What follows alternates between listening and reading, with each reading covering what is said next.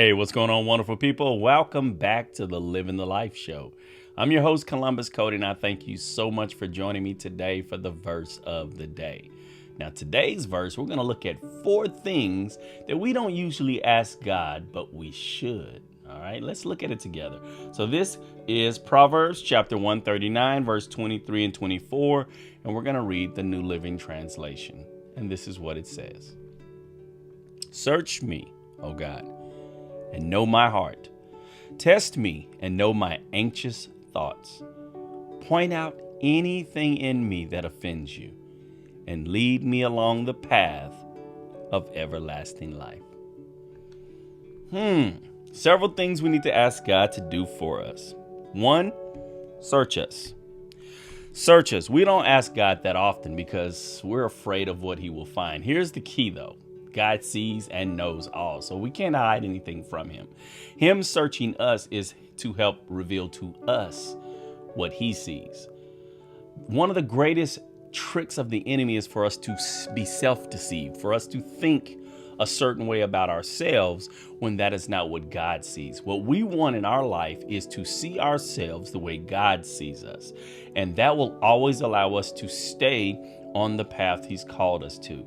If we start seeing ourselves as higher or more mighty than what we are, then we can fall victim to what the enemy has done to so many people. We become self-righteous. There's no humility. God can't instruct. God can't teach us because we think we are where we need to be. But when we allow God to search us, we ask him to search us. What that does is it leaves us open for him to reveal to us where we are flawed and where we need him to strengthen us. All right. The second thing you want to ask him is to test you. Test me so that I know who I am.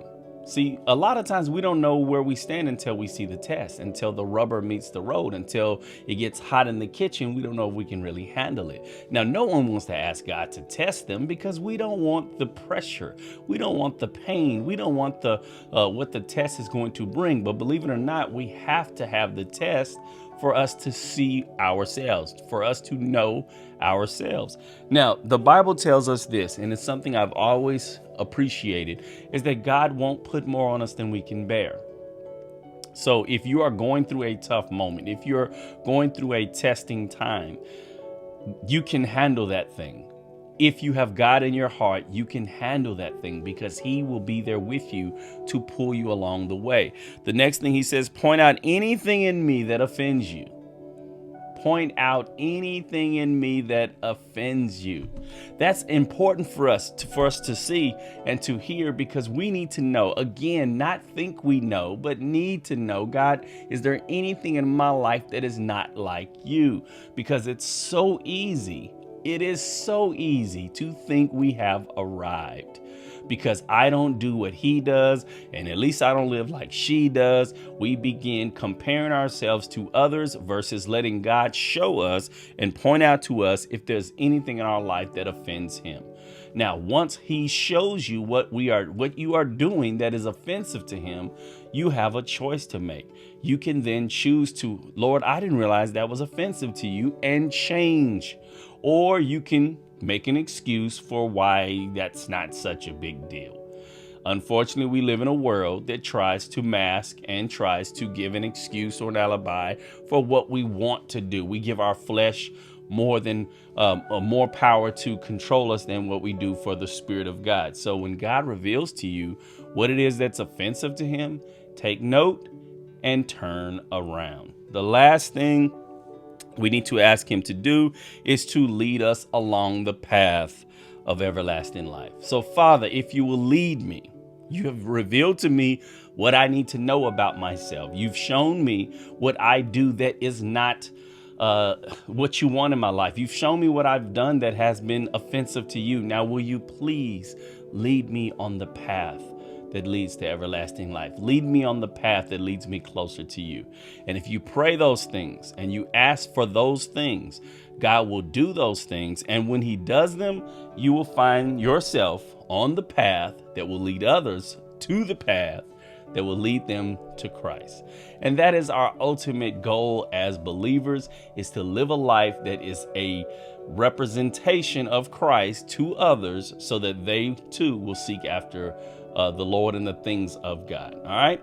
That's the verse of the day, good people. I pray that you'll take a moment. If you have not subscribed yet, click the subscribe button, click the bell so you never miss a video. I truly appreciate you. If you would like to be a support to the Living the Life show, there are many ways you can do so. Take advantage of those ways. Click on the description of this video and you will see what you need to see to make that happen. I truly appreciate you all's support.